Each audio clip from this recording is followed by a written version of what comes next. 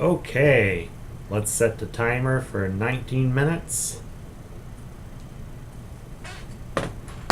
Today we are playing Friday the 13th because I'm not quite sure how the math works out, but this should be coming out sometime around the holiday season 2015. So here we go. You know, I was never really that much into horror movies as a kid. A lot of my friends were. They loved Friday the 13th. They loved Nightmare on Elm Street, and I didn't really get into it until I was, older. Like, depending on your mindset on horror, you might consider to like 9, 10 years old to be late getting into horror, or you might consider it to be extremely early. For my generation, it was pretty late because we grew up on horror movies, but I guess I was just a sensitive kid or something. I never really got down with them, and I remember the first few horror movies I watched kind of freaked me out because I didn't know the power of cinema to touch you on that level. Of course, if you're a sociopath, then you won't find horror movies to be scary at all, but that's besides the point.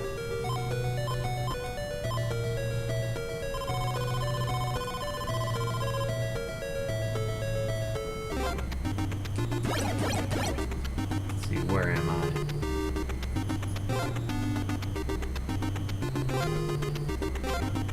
There's a trick. It might be a glitch or it might just be, a little known secret. But there's actually a way to get the torch pretty quickly in the game.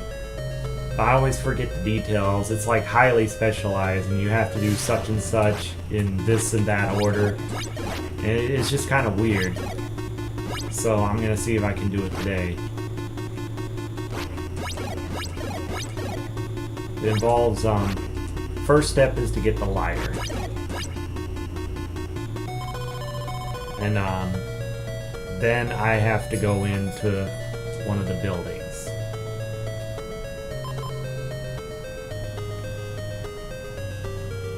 I'm pretty sure it's the building right next to the woods up here. Okay, wrong way.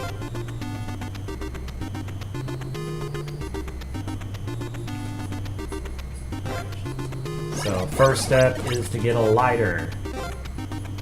And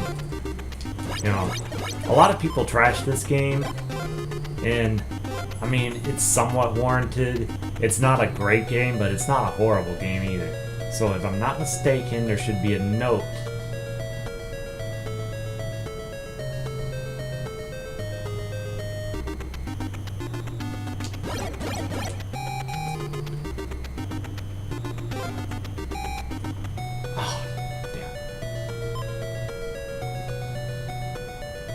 Funny how if you don't switch to that particular counselor, they just stand there helpless and take it.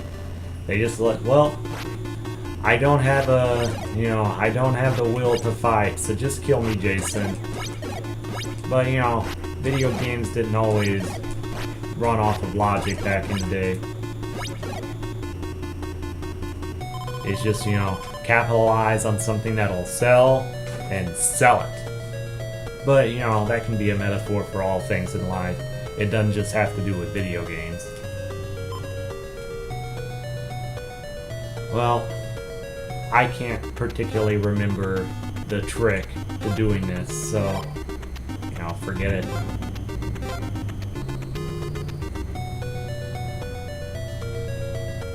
Oh, wait.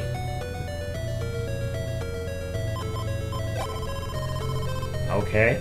So I've successfully done that. It's directing me into the woods, so now the next step is to find a key. But I can go ahead and go into the woods because I can find a key in the woods.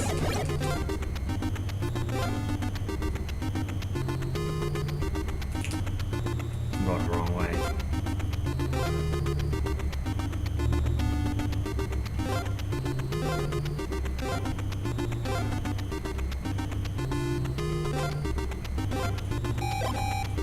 There's the key.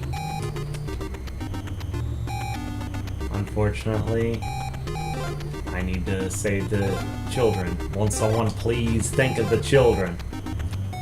There's always time to stop for medicine in this game. It doesn't matter how urgent you think the situation is. If a little red bottle of medicine pops up, stop what you're doing and go get it. Okay, so I'm going to use Chrissy. And I never know which direction to go when I'm in the boat. Ugh, that is so unfair. How can Jason be in at 2 places at one time? I think it's cool that they had that little jump scare. It's very reminiscent of the first movie, even though in the first movie he wasn't in a boat. That's still kind of where the idea came from, I'm sure. But I just don't think he should be able to be in 2 places at once, because see, he's in here. There's his life bar right there.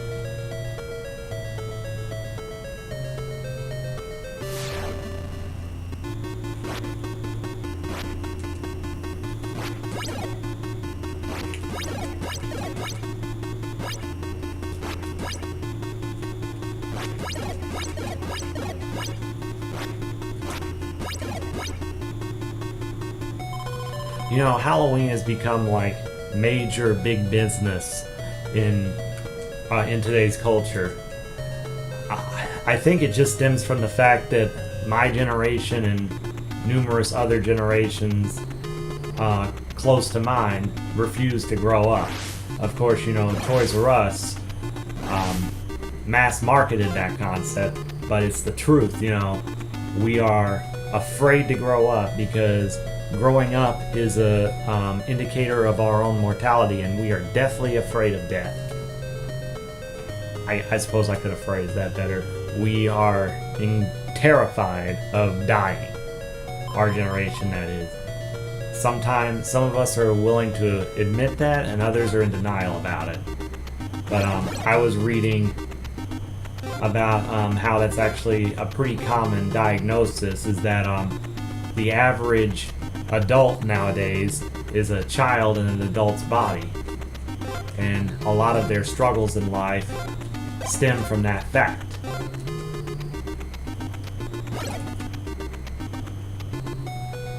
You know, it is what it is. We were raised by the baby boomers. What do you expect? Okay, so there should be a note in here somewhere, and it's going to tell me something about fire. Okay, so now it's ready. I didn't light any torches at all. All I did was, I will go ahead and take that, and I will pass that along to someone. At this point, though, I just need to be careful not to grab any daggers.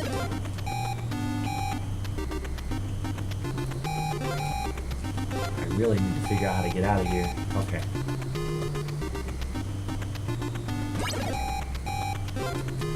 But yeah, Halloween, man, you know, what perfect holiday for us to celebrate our childhoods, except for maybe Christmas. But, you know, Christmas also comes with the adult responsibility of having to give before you receive. Halloween, you know, isn't tainted by any of that adult nonsense. It's just pure childhood in a day. It also raises the question of whether, you know, the whole concept of darkness and evil and stuff isn't just a childish concept in its own, and that love and kindness and forgiveness is the way of the adult. You know, Halloween is not congruent with love, it's congruent with fear. It's also congruent with childishness. So, in extension, does childishness correlate with darkness? And it's an interesting question. I don't necessarily have the answer to that. Okay, so at this point I want Mark, and I need to pass. I'm going to pass my axe to Paul. Pass it, something sharp and wicked, and I'll pass it back. Don't worry, I'll pass it back. It's raining, the rain is dark and wicked, and I'll pass it back. Don't worry, I'll pass it back.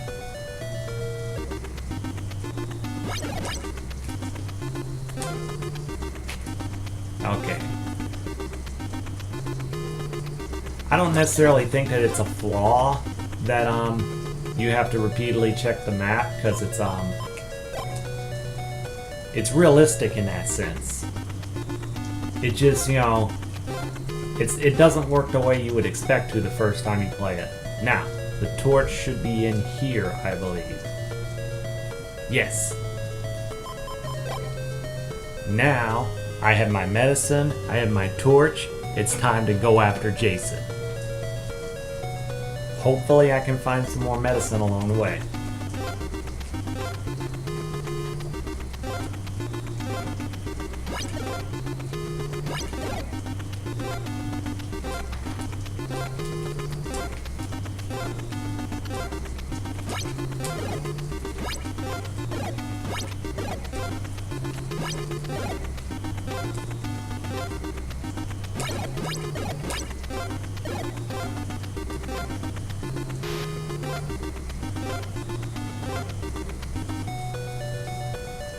The thing is, I have all of my counselors alive, so this is a good time for me to confront Jason.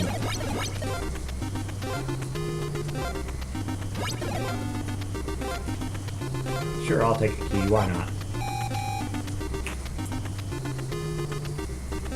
Alright, and he chose one of the closest places, so thank you for that, Jason. I'm going to burn you alive.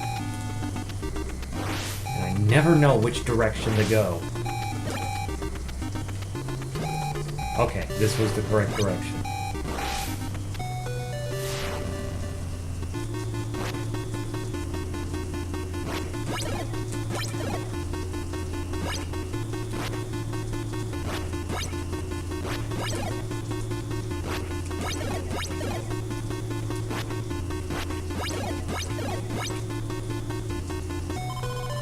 There comes a point when, I don't know if it has to do with the number of times you fight Jason, but eventually you'll just have to fight him to the death. And if you have the rock, that can be a very long fight. Luckily I have the torch, so, you know, I can handle it. Almost hoping that I run into him out here. Careful what you wish for.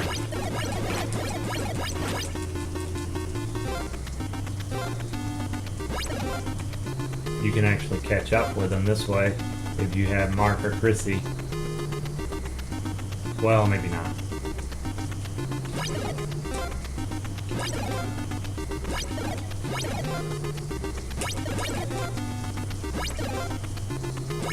Yes, medicine. That is what I wanted.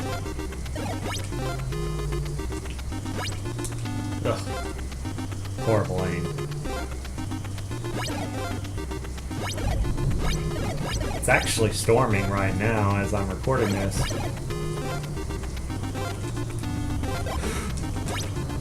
That's not what I wanted to do.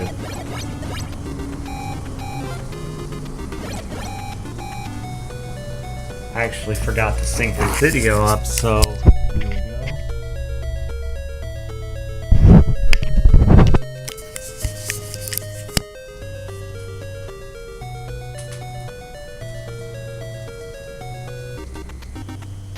So at this point, I need to get my torch back, hopefully. I'm hoping that it lets me.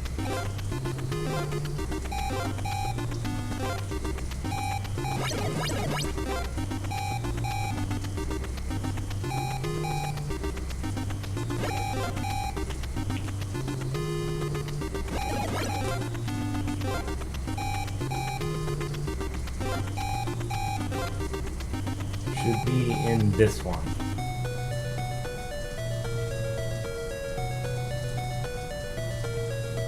Hopefully.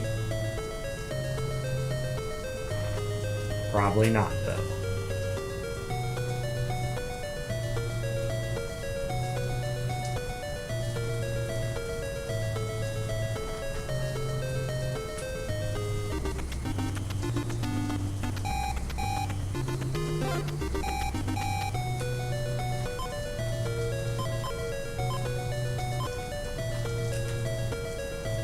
My favorite Friday the 13th, though, probably part 4 or the final chapter, whatever it's called.